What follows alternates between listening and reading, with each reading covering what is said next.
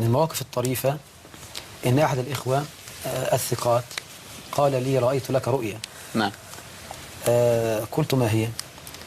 قال رأيتك في مسجد من المساجد، أحد المشايخ جالس على كرسي العلم بيعلم الناس وبيخطئ، فأنا قمت وقلت له يعني هذا الحديث موضوع وهذا الكلام خطأ، وقعدت أصلح له.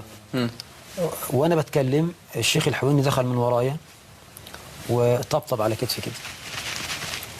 فالأخ قال لي رؤية، فأنا سررت جدا، بقدر الله كنت في قناة الناس.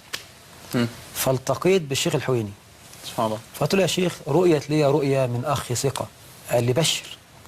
قلت له حصل كيت وكيت وكيت، وانت دخلت وانا برد على الراجل وطبطبت على كتفي كده. فضحك الشيخ الحويني وطبطب على كتفي وقال لي هذا تأويل الرؤيات.